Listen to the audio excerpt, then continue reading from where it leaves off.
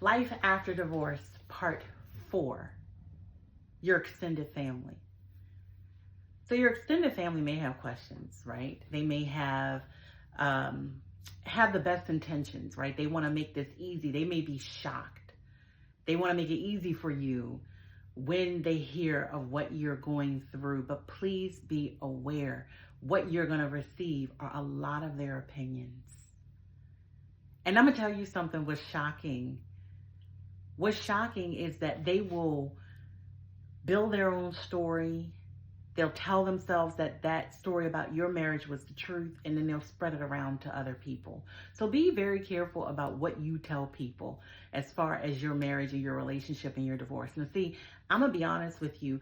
I don't ever say that my ex-husband was completely wrong, because I reacted in ways that I shouldn't have. Let's be real. If you're not in your role, I can't be in my role.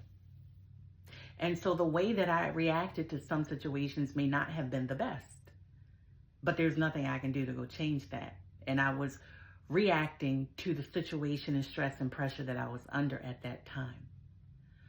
The thing about your family, though, is that most family is going to be loyal to you, but they want the dirt. They want the details. And that's the one thing that, in my opinion, you should never share. See, the blame should be, it doesn't matter if it's 50-50 as far as the blame, but both parties have some sort of share in the blame.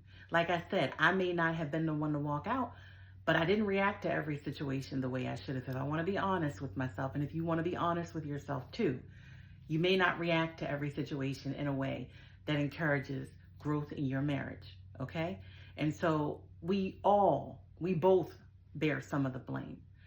And so what your family will do is they'll have a tendency to try to persuade you, to tell them the details. They're going to take your side, to milk you for more information. And then they will never, ever encourage you to try to reconcile, because there are people out there whose marriage is at the breaking point, and then they're able to work it out. Well, if it's a family member, you got to be careful who's jealous over the fact that you're married, or at one time you were happily married to this person. They're not going to encourage you to reconcile. You know that, right? And you're going to get a lot of, girl, I told you he wasn't good. I told you from the time I looked at him that he wasn't good. That's what you're going to get. And so you want to be careful about sharing too much information anyway during your marriage. If you're married now, don't be telling a whole bunch of information to people. That's between you and your husband. That's going to build trust.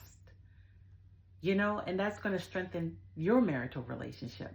So family after the divorce, or when you're going through the divorce process, you know, they may be sincere. Maybe one or two that you really can trust, you can confide in, because everybody needs a confidant, especially if you're going through it and you're hurt. But I wouldn't be telling my extended family nothing, because number one, they don't need to know. You know, they saw us one day and, you know, we were together, and then you see us next day and we're not. And that's all you need to know. The intricate details or intimate details, you don't need to know. So sometimes we need to keep that to ourselves and not tell our family. So I hope this is helpful for someone who's going through it. I'm sorry if you are. Hopefully, if you haven't thought about it, maybe you can reconcile if you guys get the appropriate help and really communicate with each other. That would be wonderful. This is your girl, Essie. Remember to like, follow, repost, and share. I'm out.